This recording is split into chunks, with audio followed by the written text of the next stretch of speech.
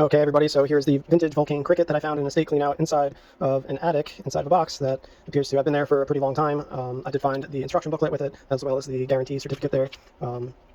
First of all, let me start off by saying I am not a watch dealer. I've never worn a watch in my life. It's not typically the things I sell. It just happens to be the pile that I'm finally getting to after throwing all of these watches from various estate cleanouts and storage unit buys into a pile, and that's how I sell my stuff. The books go with the books, the lighters go with the lighters, and the whole 9 yards. I'm usually dealing with the biggest stuff first, but I gotta fix my truck and whip out some good items here, so you'll see some pretty good items coming up. Anyway, back to the Vulcain cricket watch. I have it on eBay and I've been getting a ton of messages on it, so I wanted to make this quick video detailing it a little bit more than what I did in the eBay description. If you are interested, the eBay item number is 255-9216-59584. I will also link it in the YouTube description or comments there. So this watch is working, the clock function is working, the movement. However, I can't get the alarm to sound, which I'll get into in a little bit. I just wanted to show you some inner details there. So the back is marked Vulcain Watch Company, Swiss, stainless steel back, number 305005, US patents 2554402. Second line number is 2568795. Second number on the second line 2644294. Swiss patents DBP 920958. And on the inside there is a hand-etched number, which appears to read 15380. All right. And some people wanted to know the size. I don't know if I'm doing this correctly, but it looks like it has a diameter outside of the case and the backing of 27.92 millimeters. Now I'll quickly go over the band, which is marked Chrysler. Okay.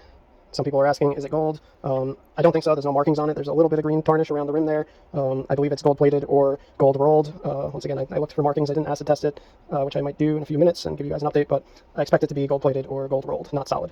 Once again, that's a flex band, and the brand is Chrysler with a K. I'm not sure I'm pronouncing that right.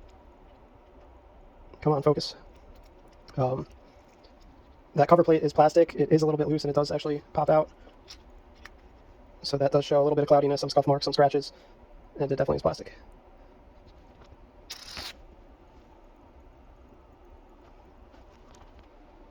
So once again, I'm trying to answer as many questions as I can in this video, and I know a lot of people want to see inside of here, but this is a little bit outside of my experience. I don't have any experience with selling watches or wearing them, but the secondary back plate, I don't want to take off. It looks a little bit too complicated for my experience. I don't want anything to go wrong with it. There's no numbers on that back plate, and I don't see any numbers along the edges. You can see the gears are ticking and spinning there.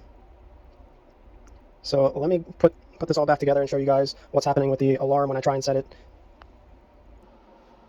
All right, welcome back. So let's jump right into it. Here's a full 360 of the watch. Sorry for the glare. The lights are pretty bright in this warehouse.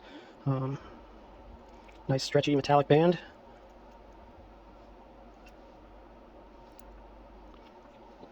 All right, once again, bear with me with the names, but I believe this part is for the alarm function, and it's called the pusher. Before I push that in, the directions say that this is the crown. Okay, so you wind it up by twisting it towards you, towards the 6 o'clock position, which it winds fine, you can hear it. And to wind up the alarm portion of this watch, you rotate the crown towards the 12 o'clock position. So you can feel the spring, and it pulls back towards you, but there is resistance. About 1/6 turn, you feel it kind of stop, and I'm not going to be the one to force it to see if the alarm bell actually works, but I believe that's a sign of being overwound on the alarm side of the function of the watch. And let me just note, you can kind of see, once again, this was found in an attic, and I believe it was there for a long time. You can kind of see staining of where the arrow hand was, pointing towards the 8 o'clock position there, and you can faintly see it, maybe the minute hand pointing towards the 1 o'clock position there. So back to where I was, pull out the crown to set the time, and that rotates freely, and it only goes in one direction. You can feel it clicking there if you try and go the other way, which does nothing. Push it back in, and that winds the clock, and that way it's supposed to wind the alarm according to the directions, and which it kind of springs back to where it was when you try to do that. So to set the alarm, you're supposed to push in this pusher. That pops out the crown, and then it only spins one way. Okay, so that spins freely all the way around. Now, according to other YouTube videos I saw, once you can kind of hear it click once you get close to it, and you'll see that hour hand jump. Ready? So that just happened, and no alarm functions. But I tried to let it run, set it a little bit before, and you're supposed to activate the alarm by pushing that all the way back in, the crown piece, and then you'll see the pusher pop out, which it does. But I tried letting it run, and the alarm just does not sound. So once again, I just think it's overwound, and I'll let a professional watch guy deal with it, but I'm selling it as is in this condition, auction format. So hopefully this answers a lot of your guys' questions. Once the alarm is supposed to be activated, that's supposed to silence it, and then you push it all the way back in to reset it. No alarm sound, but the watch is working. There's kind of a neutral setting there, right in the middle between all the way push down, that throws the crown into a neutral position where it just kind of free spins without any clicking feeling to it. Not sure if that means anything or not.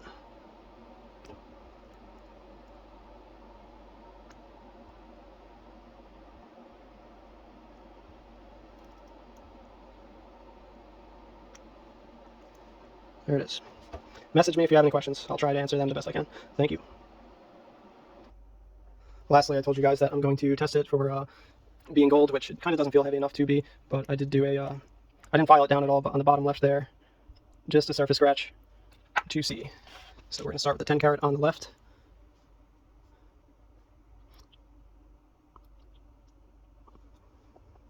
So this main line would be the deepest, second deepest, third deepest, and that would be surface. So hard to see with my damn lights here. But it is holding 10 carat.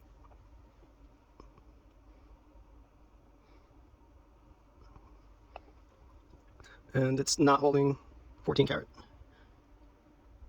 Very barely.